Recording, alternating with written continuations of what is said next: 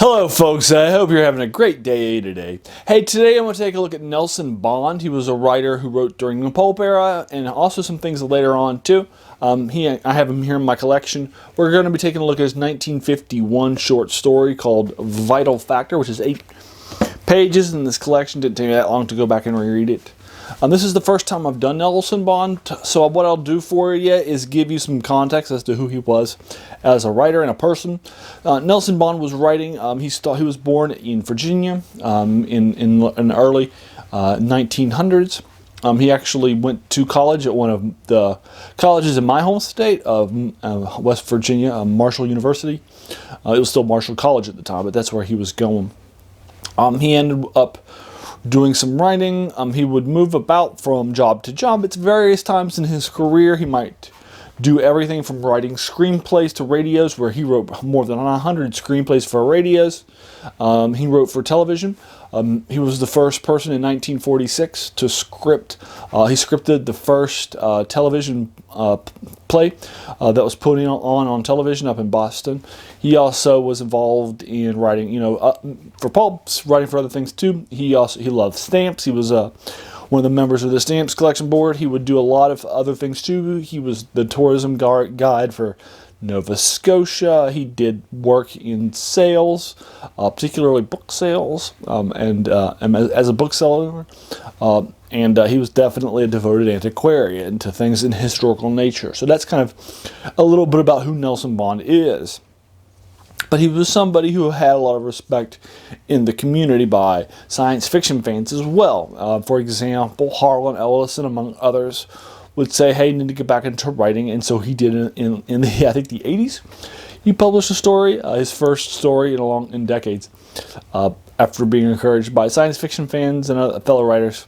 He was writer emeritus in the Science Fiction Writers of America. So there you are. There's a little bit about him. Now, I want to take a look at his 1951 story, which again is 8 pages of, with that vital connection, that story that I want to take a look at. So what I'll start off with is a synopsis. Now, in this synopsis, we're going to start off with the point of view of a very, very rich guy.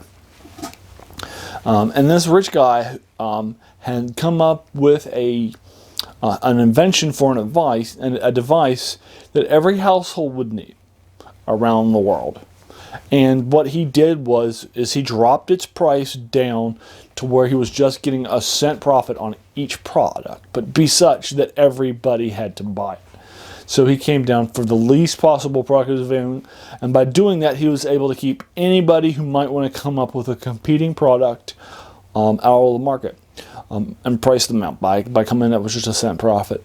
And he had such a large scale that he made a ton of money off of it. I mean, which is true. If I sold for 1 cent profit to all the people in the world, I'd have 5 billion cents.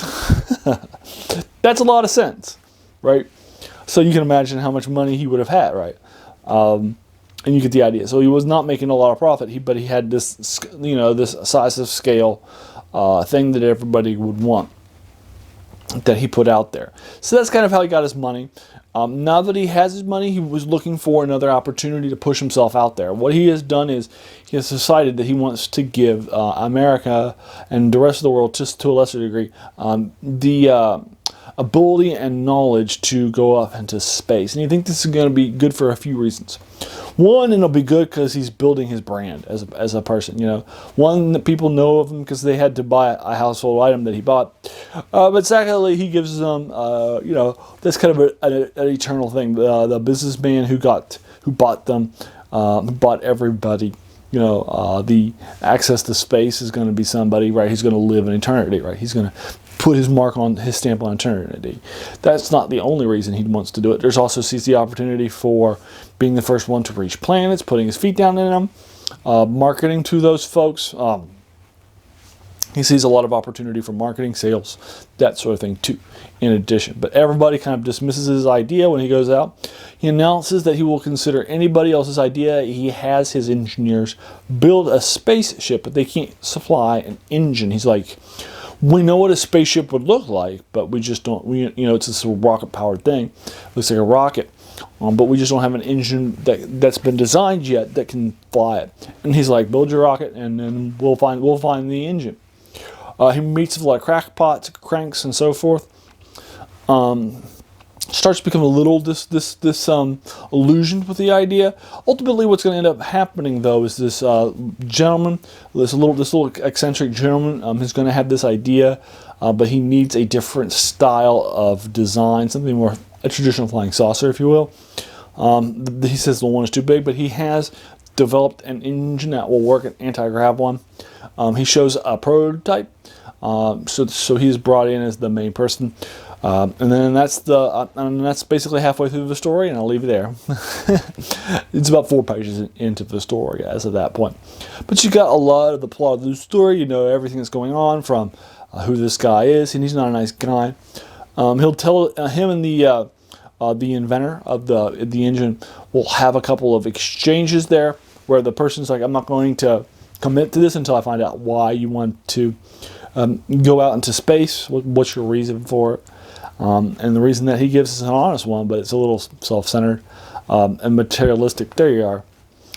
Which is probably no surprise to folks that would be the case. Again, 8 pages long. It's not a long read. It's not going to take a lot of your time if you've not been familiar with it. But I'll go ahead and leave it to you there. There are a couple of fun things that happen. It is well written.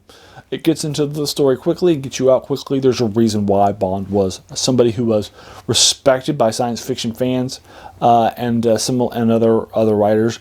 There's a reason why one of his short stories is in a great science fiction collection. Anyway, I'll leave you there. Feel free to check it out and let me know what you think about it. Have you ever heard of Mr. Bond? Have you ever read any of the stories or this one? What did you think of this one in particular? I'd be happy to engage you with that further if you agreed or disagreed, or you want to talk about some of the last half of the story and some of the details that happened.